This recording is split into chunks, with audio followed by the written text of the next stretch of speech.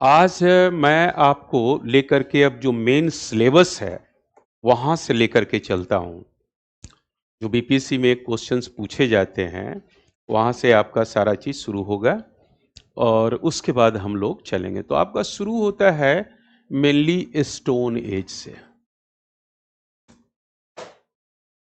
इससे भी क्वेश्चन पूछे जाते हैं, ठीक है? इसको हिंदी में कहते हैं पाषाण युग। पाषाण युग। तो डिफरेंट दुनिया के डिफरेंट देशों में, डिफरेंट कंट्री में पाषाण युग को पाषाण युग का जो काल का निर्धारण अलग-अलग तरीके से किया गया है।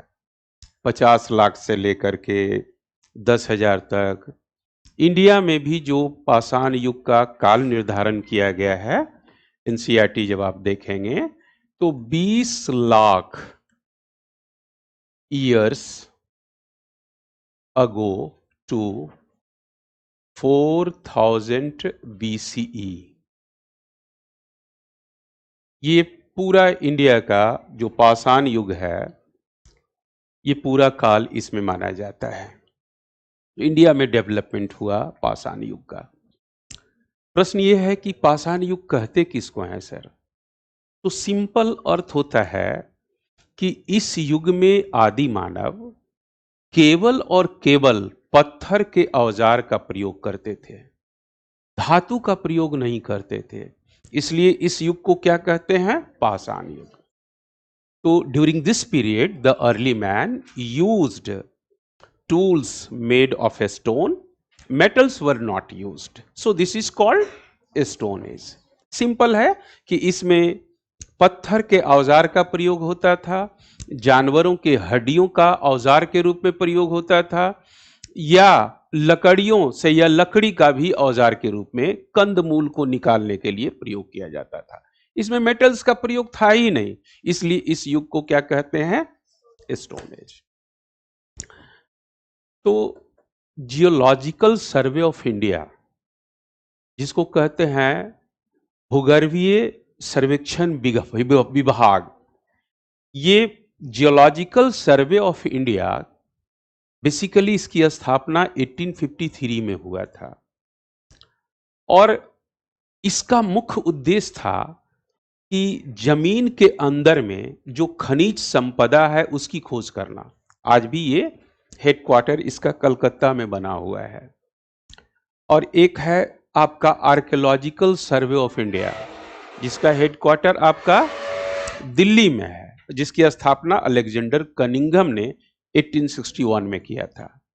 तो ये geological Survey of India Calcutta में जब स्थापित किया गया, तो इसका मुख्य उद्देश्य था कि खोज करना, जो संसाधन है हमारे, जो नेचुरल रिसोर्सेज हैं, उसकी खोज करना 1853 में। तो एक व्यक्ति इसमें ज्वाइन किया, वो अंग्रेज था। उस व्यक्ति का नाम है रॉबर्ट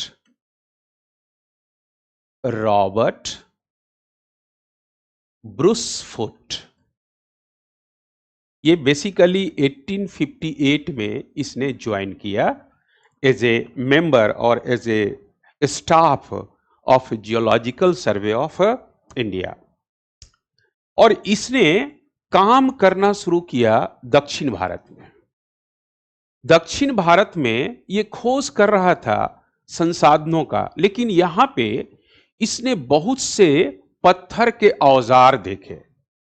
और ये कहां देखे, कहां पे इन्होंने अध्ययन करना शुरू किया? पल्लवरम में। पल्लवरम ये चेन्नई या मद्रास के निकट ये जगह है, तमिलनाडु में। ठीक है, यहां पे इसने एक्सप्लोर करना शुरू किया। तो यहां पे इसे बहुत से पत्थर के औजार मिले। इस तरह का औजार मिला, छोटा बड़ा लंबा, इस तरह का औजार मिला। ठीक है, और यहां पे जो औजार मिला, ये इस तरह का औजार, इसको कहा इसने हैंडेक्स। तो पहली बार कुल्हाड़ी की खोज पल्लवरम में हुआ। उसके बाद और भी टूल्स मिले, औजार मिले, पत्थर के औजार। कुल्हाड़ी के अलावा क्लीवर भी मिला। क्लीवर कहते हैं मांस काटने का होता है औजार, लोहे का औजार, पत्थर का भी औजार था क्लीवर, चॉपर मिला, पेबल्स मिला। चॉपर भी मांस काटने का ही एक प्रकार का बड़ा सा चाकू होता है। और साथ ही साथ पेबल्स, प्रकृति के द्वारा बने हुए छोटे बड़े पत्थर भी मिले। आपने देखा होगा नदियों के किनारे बहुत से छोटे बड़े आपके गोलाई युक्त आपके पत्थर मिलते हैं, तो पेबल्स उसको कहते हैं। कुछ फ्लिंट मिला, फ्लिंट थोड़ा सा लंबा चौड़ा पत्थर, प्रकृति के द्वारा विभिन्न ज्योग्राफिकल फैक्टर्स के कारण वो बना था। तो ये सारी चीजें जब उसको मिला, तो उस व्यक्ति ने कहा कि भारत में भी पाषाण युग रहा है। अभी तक विद्वानों के दिमाग में था कि इंडिया में पाषाण युग है ही नहीं, क्योंकि इसकी कोई खोज लोग नहीं कर रहे थे। और ये पहली बार आपका रॉबर्ट ब्रूस फुट ने इसकी खोज किया पल्लवरम में पत्थरों के औजार का, और इसने कहा कि इंडिया में भी स्टोन एज है। और इसने कहा कि the early man first of all settled in the South India and they migrated from South India to North India.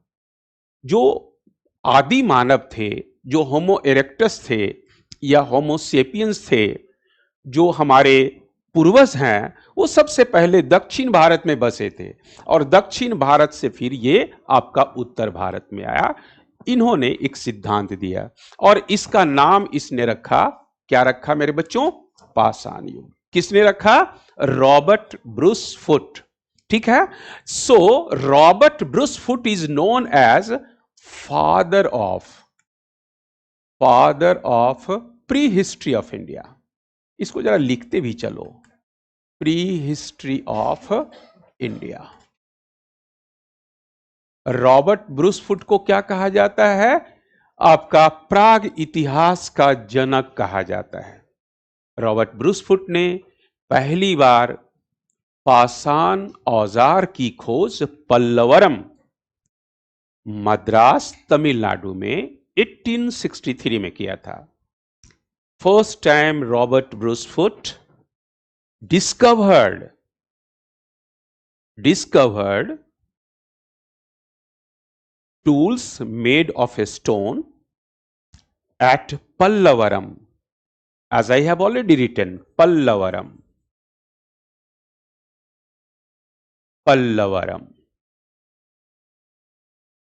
Tamil Nadu, Madras, Tamil Nadu. He discovered so many tools made of stones. इसने बहुत से पत्थर के औजार की खोज किया। He also discovered hand axe made of a stone. He discovered many tools made of a stone. इसने पत्थर के अनेक औजार की खोज किया, जिसमें कुल्हाड़ी भी था। Hand axe was also discovered by him.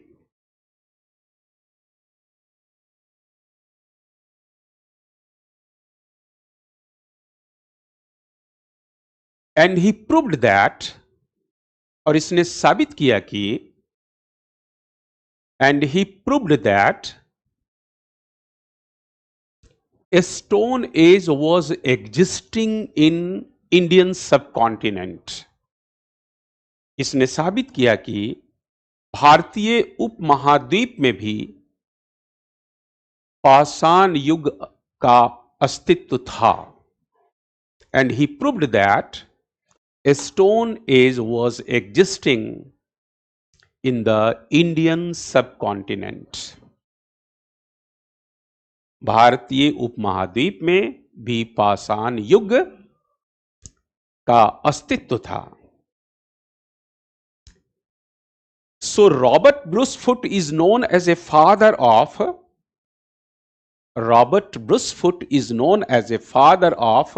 prehistory of India. अतः रॉबर्ट ब्रूस फुट को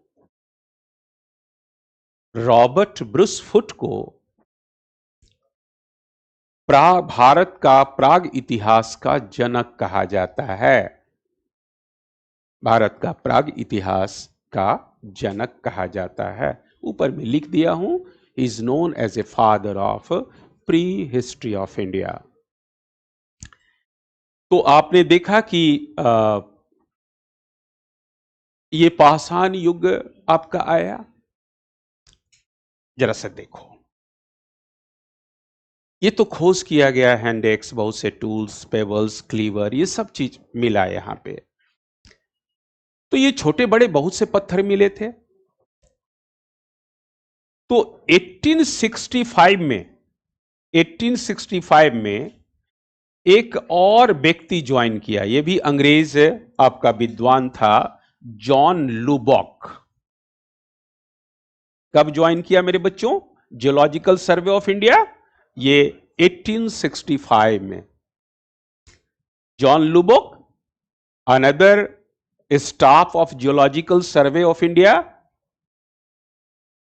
हाँ, लिख दो ना, लिख दो ना।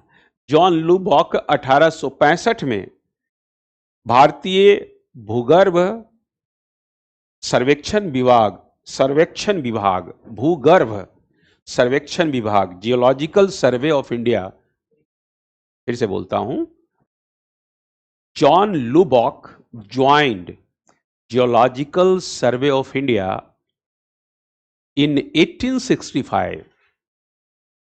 जॉन लुबॉक ने 1865 में जियोलॉजिकल सर्वे ऑफ इंडिया या भारतीय भूगर्भ सर्वेक्षण विभाग को ज्वाइन किया। हाँ, मतलब ज्वाइन किया, ठीक है। और इसने भी ये आपके पत्थर का स्टडी करना शुरू किया। देख रहे हो बहुत सा पत्थर था, तो बोला यार ये सब पत्थर को, इसको इसने डिवाइड कर दिया जॉन लुबॉक ने। जॉन लुबॉक ने क्या किया? स्टोन एज को 2 भाग में बांट दिया। बहुत आराम से इसको तुम समझ जाओगे जो चीज मैं बताना चाह रहा हूं। इसने इस सारे पत्थरों को 2 भाग में बांट दिया। 2 काल में डेवलप हुआ है। इसने क्या कहा? 2 काल में विकसित हुआ है। एक को कहा इसने palaeolithic age, lithic age. Hindi में इसे कहा जाता है पूरा पाषाण युग। और दूसरा को इसने कहा नियोलिथिक एज।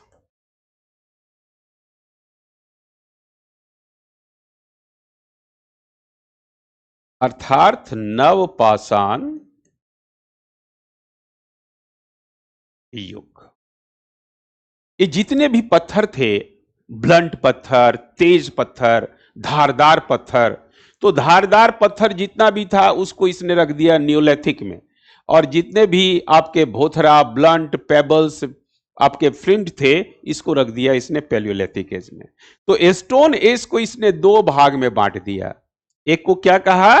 पूरा पाषाण युग, और दूसरा को इसने क्या कहा? नवपाषाण युग। किसने कहा? जॉन लुबॉक ने। आयरन का चॉपर तो उदाहरण में तुमको बताया। स्टोन में सिर्फ और सिर्फ आपका पत्थर है मेरे बच्चों। आपका जहां मेटल्स की बात आएगी मैं शुरू करूंगा, और सबसे पहले आयरन नहीं आया है। मेटल्स में सबसे पहले चेल्को आया, चेल्को कहते हैं कॉपर को, फिर उसके बाद ब्रॉन्ज आया, और तब आयरन आया। समझ गया ना? तो जब मेटल एज आपको पढ़ाऊंगा तो उसमें सारी चीजें बताऊंगा। अभी मैं तुमको पत्थर के युग में ले चल रहा हूं, जहां तुम्हें सब चीज जानना है। ये क्यों बताया जा रहा है आपको इतिहास में? इतिहास की जो सबसे बड़ी बात है, कार्ल मार्क्स ने कहता है कि history repeats itself. Karl Marx ने एक शब्द दिया था, एक सेंटेंस, एक डिफाइन किया था कि इतिहास स्वयं को दोहराता है। तो फ्यूचर्स में जो पास्ट में घटनाएं घटी हैं, उस पास्ट के घटनाओं से हमें सीख लेना चाहिए कि ये जो इवेंट्स है, क्या हमारे परिवार, हमारे समाज, हमारे देश के लिए हितकर है या नहीं है। इसके लिए हम इतिहास को जानते हैं। और साथ ही साथ जो समाज का सोशलाइजेशन होता है, समाज का समाजीकरण होता है, उसमें बहुत से फैक्टर्स हम पूर्वजों से लिए हुए हैं, और वो आज भी निरंतर एक पीढ़ी से दो दूसरे पीढ़ी की ओर जो है हस्तांतरित होते रहता है। जैसे विश्वास, कस्टम्स, हमारी संस्कृति, हमारा बिहेवियर में बिलीव्स, हमारा विश्वास, हमारा श्रद्धा, हमारा कस्टम्स। तुमने अपने घर में या पहले ही सीखा होगा कि कोई बड़ा व्यक्ति आता है तो छोटे बच्चे को प्रणाम करना चाहिए, उठ जाना चाहिए, उनको बैठने के लिए जो है देना चाहिए। हम भगवान के सामने पूजा अर्चना हमारे माँ बाप ने सिखाया। ये कस्टम्स, ये परंपरा सदियों से, पूर्वजों से आ रहा है, जो हमें हमें हमारे व्यक्तित्व को सोशलाइजेशन, सामाजिकरण करने में महत्वपूर्ण भूमिका निभाता है। बात को समझते हो ना? तो ये इतिहास का बड़ा वैल्यू है कि हम अपने इतिहास से, हम अपनी संस्कृति, हम अपनी प्रथा, हम अपनी परंपरा, हम अपनी विश्वास, हम अपने कल्चर, कस्टम्स, ट्रेडिशंस, बिलीव्स को सीखते हैं और सोशलाइज्ड होते हैं।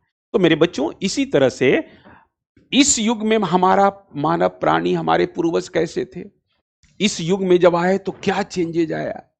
क्या तुम देख रहे हो गांव अचानक आ गया, शहर अचानक आ गया? सदियों लग गए इसे बनने में और हमारे पूर्वजों का बड़ा योगदान रहा। और आज जो हम नए शहरों का निर्माण कर रहे हैं उसमें हमारा योगदान होगा और कल आने वाला पीढ़ी कुछ और भी चेंजेस करेगा। तो इस तरह से आप देखते हो, पानी में शहर बना रहा है, जगह है नहीं जमीन। जापान जो है पानी में बना रहा है शहर, समुद्र में एरिया में। कितना डेवलप उसका टेक्नोलॉजी हो गया। रेलगाड़ी जो है पटरी पे चल रहा था, अब वो आपका जो क्या है, वो हाइपर लूप आपका जो चलने वाला है, वो आपका पाइप के अंदर में ही चलेगा और 1 घंटा में 1000 किलोमीटर तुमको फुट से पहुंचा देगा। मैं मजाक नहीं कर रहा हूं, ये टेक्नोलॉजी विकसित हो चुका है। अब तो ऐसा होगा कि पहले तुमने सुना होगा रामायण और महाभारत में कि जहां तुमने भगवान का बहुत बड़े भक्त हो, प्रहलाद हो, और विष्णु का जो है आवाहन किया, पता चला कि तुम्हारे सामने एकदम प्रकट हो गया। क्या ऐसा टेक्नोलॉजी आज डेवलप होने वाला है? बिल्कुल होगा। पहले तुम लोग शायद बच्चे ही रहे होगे, हम लोग रेडियो में सुनते थे गाना और समाचार। एक बिना का टूथपेस्ट का आता था, अमीन सुहानी का। अब वो इस दुनिया में नहीं रहे, कुछ हाल ही में ही उनका देहांत हो गया। अमीर सुहानी है कुछ नाम था उनका। तो नाना उना हमारे कहते थे कि तुम अभी सुन रहे हो ना, चेहरा देखोगे। उसमें बॉम्बे में टेलीविजन शुरू हुआ था, अब देखो टेलीविजन पे समाचार देखने लगे। वो भी खत्म हो गया, अब मोबाइल का जमाना आ गया। सामने में ही बात कीजिए, उसको देखिए भी, हेलो हाय कीजिए। अब रहा ना, आपने देखा कि ये 2 भाग में बांट दिया। कौन बांटा? जॉन लुबॉक ने बांटा। अब जरा सा देखो, ऐसे काम थोड़े चला। तो एक विद्वान और आया, उसका नाम था हॉर्डर वेस्ट्रॉप। ये मेरे बच्चों 1866 में ये भारत में जियोलॉजिकल सर्वे ऑफ इंडिया को ज्वाइन किया। तो इसने भी अध्ययन किया कि यार इसमें बहुत से आपके चॉपर, बड़े बड़े पत्थर के औजार हैं, इसमें बहुत ही नुकीला औजार भी है, और इसमें छोटे छोटे भी औजार हैं, 2 इंच से लेके 8 इंच तक का छोटा औजार भी है। तो इसने क्या किया कि इन तमाम अध्ययनों के बाद इसने बोला यार नहीं, इसको एक गैप है इसमें, इस गैप को खत्म किया जाए। एक खाई है ये दोनों के बीच में, तो इसने इसका नाम लिखा माइक्रोलिथिक एज। माइक्रोलिथिक एज, या इसे मीजोलिथिक एज। मीजोलिथिक एज अर्थात लघु पाषाण युग, लघु पाषाण युग अथवा मध्य पाषाण युग।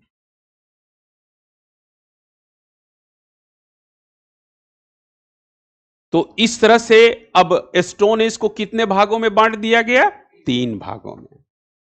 अब मेरे बच्चों जरा सा देखो, इसका टाइम पीरियड हम देखेंगे जो आपको ऊपर में लिखवा दिया हूं। 20 लाख ईयर्स अगो, ये शॉर्ट में ईयर्स लिखा हूं, से लेकर 10,000 बीसी तक, और फिर 10,000 बीसीई से लेकर 6,000 बीसी तक, और फिर 6,000 बीसीई से लेकर 4,000 बीसी। तो ये आपका टाइम पीरियड भी हम जान गए। ठीक है, हाँ बोलो ना।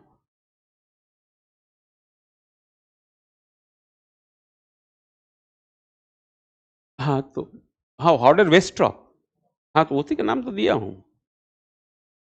हॉर्डर वेस्ट्रॉप नहीं लिखा, देखो ना, यहां तो लिख दिया मेरे बच्चों, ये देखो ना, हॉर्डर वेस्ट्रॉप, होल्डर ना करके हॉर्डर वेस्ट्रॉप कहते हैं। ठीक है, तो ये 1866 में इसको माइक्रोलिथिक या मीजोलिथिक एज दिया था।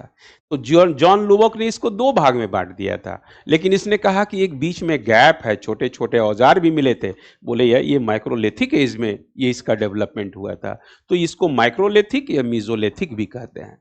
ठीक है, समझा ना। तो इसको लघु पाषाण युग या मध्य पाषाण युग भी कहा जाता है, इसमें कहीं कोई कंफ्यूजन नहीं। अच्छा, टाइम पीरियड देखो, ये ध्यान रखना, इसको रटने की जरूरत नहीं है, क्योंकि इतिहास को मैं क्रोनोलॉजिकली पढ़ा रहा हूं ताकि तुम्हें कभी दिक्कत नहीं हो। और क्रोनोलॉजिकली पढ़ाने का बहुत लाभ है, तुमसे कभी कभी क्वेश्चन, खास करके देखना मेडाइवल या एंशियंट पीरियड में क्वेश्चन पूछ देता है कि फाहियान किस शताब्दी में आया, और लिख देगा 3री शताब्दी, 4थी शताब्दी, 5वीं शताब्दी। ह्वेनसांग किस शताब्दी में आया, 6ठी शताब्दी, 7वीं शताब्दी, 8वीं शताब्दी, 9वीं शताब्दी। तो क्रोनोलॉजिकली तुम पढ़ लिए तो कभी दिक्कत ही नहीं होगी। या पूछ देगा अल बेरूनी किस शताब्दी में आया, इब्न बतूता भारत में किस शताब्दी में आया, या कभी भी राजा का नाम भी पूछ देता है, या राजवंश का भी नाम पूछ देता है। तो इसलिए क्रोनोलॉजिकली, काल कर्मानुसार यदि इतिहास को तुम समझ गए तो फिर कभी तुम्हें दिक्कत होगी ही नहीं इतिहास को अच्छी तरह से अंडरस्टैंडिंग करने में। तो इसको याद सिर्फ नहीं करना है ये डेट को, लेकिन अब जो चीजें आएंगी वो सारी चीजें आपके दिमाग में होना चाहिए, समय समय के अनुसार जो क्वेश्चंस पूछा जाता है। जरा सा मैं इसको एक्सप्लेन कर देता हूं, फिर मैं लिखवा दूंगा ताकि ठीक से तुम समझ जाओ। मैंने तुम्हें क्या कहा कि हमारे जो पूर्वज थे वो सबसे पहले जो ये लोग औजार का प्रयोग कर रहे थे वो पत्थर का औजार का प्रयोग कर रहे थे, इसलिए इसको क्या कहते हैं? Stone age. अर्थात मानव का जो उद्विकास हुआ वो आपका पाषाण युग में ही हमें देखने को मिलता है। पाषाण युग में, खास करके पैलियोलिथिक एज में, मानव या मेधावी मानव या होमो इरेक्टस के हमें कंकाल मिले हैं भारत उपमहाद्वीप में। तुमने कभी सुना होगा कि मानव का उद्विकास में सबसे पहले हम चिंपैंजी को देखते हैं, उसके बाद अफ्रीकन पिथेकस देखते हैं, चाइनीज पिथेकस देखते हैं, निएंडरथल देखते हैं, क्रो मैग्नन देखते हैं। ये सब एंथ्रोपोलॉजिकल शब्द है, एंथ्रोपोलॉजी में मानव का कैसे विकास होता है उसमें पढ़ाया जाता है। और उसी तरह से होमो इरेक्टस होता है और होमो सेपियंस सेपियंस होता है। तो हम जितने भी हैं, ये लिंक है मानव का उद्विकास का, तो जो अंतिम लिंक है वो होमो सेपियंस सेपियंस है। और होमो सेपियंस के ही हम बहुत नजदीक हैं। तुम लोग सब क्या है? हम लोग क्या हैं? होमो सेपियंस सेपियंस हैं। अब कहोगे सर हम लोग होमो सेपियंस कैसे हैं, हमारे पूर्वज होमो सेपियंस कैसे थे? तो देखो, इसको कहते हैं मस्तिष्क क्षमता, इसको कहते हैं अंग्रेजी में क्रैनियल कैपेसिटी।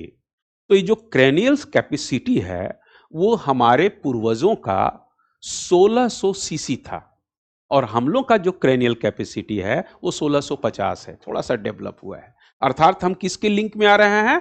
होमो सेपियंस सेपियंस का। होमो सेपियंस सेपियंस का क्रेनियल कैपेसिटी 1600 सीसी और हमारा कितना है? 1650 सीसी। अर्थात हम होमो सेपियंस के नजदीक हैं। अर्थात हमारे पूर्वज कौन थे? होमो सेपियंस सेपियंस थे। आपको एंथ्रोपोलॉजी में नहीं जाना है। मैं इतना कहा कि इस युग में आदि मानव जो थे, वो सबसे पहले जो बताया गया कि ये दक्षिण भारत में स्थापित हुआ, दक्षिण भारत में ये लोग आए और आदि मानव थे कौन? होमो इरेक्टस। और ये होमो इरेक्टस इस आपके पैलियोलिथिक एज में इन लोगों ने जो है बसाहट किया, इनका बसाव था। इसमें बहुत सी चीजें तुम्हें बताऊंगा, चूंकि ये एरिया सबसे अधिक समय इसी में आदि मानव ने व्यतीत किया है। देख रहे हो ना, 20 लाख ईसा वर्ष ईयर्स अगो से लेकर के 10,000 ईसा वर्ष पूर्व तक का है। इसका अर्थ है कि सबसे अधिक मानव इसी में गुजारा है। और इस युग को जियोलॉजिकली प्लेस्टोसीन एज कहा जाता है, अर्थात आइस युग कहा जाता है, अर्थात हिम युग कहा जाता है। तो ये पूरा बर्फ से आपका लदा हुआ था, क्लाइमेट पूरा बर्फीला था। तो इस युग का सबसे ज्यादा बर्फ का युग रहा और इसमें आदि मानव का हमें प्रभाव देखने को मिलता है। आदि मानव जो होते थे, ये लोग ग्रुप में रहते थे, बैंड में रहते थे। 7-7, 5-6 परिवार का ग्रुप होता था और ये एक जगह से दूसरे जगह मूव करते थे।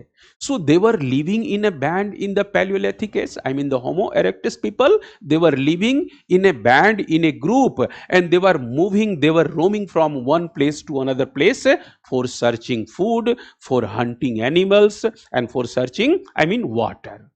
ये 3 चीज के लिए ही ये जंगल में ये घूमते रहते थे, एडजेसेंट टू जंगल एरिया में। आपका पानी की खोज के लिए, कंदमूल इकट्ठा करने के लिए और साथ ही साथ जानवरों का शिकार करने के लिए। और ये लोग स्किल्ड लेबरर्स थे। कौन सा फल, कौन सा कंदमूल खाने से हम जीवित रह सकते हैं, कौन सा जहरीला है, उनको पता था। अनुभव से पता हुआ, मानते हैं उसका कोई बच्चा, कोई संतान, कोई सदस्य ऐसा जहरीला फल खाया कि वो मर गया, तो उसको डर हो गया कि भैया ये अब नहीं खाना चाहिए। ठीक है, तो इस तरह से ये लोग बड़े स्किल्ड होते थे, अनुभव के आधार पर सीखते थे। So their economic life was based on food gathering. इनका आर्थिक जीवन कैसा था? फूड गैदरिंग का था। ये लोग फूड गैदर करते थे, खाद्य संग्रहक थे।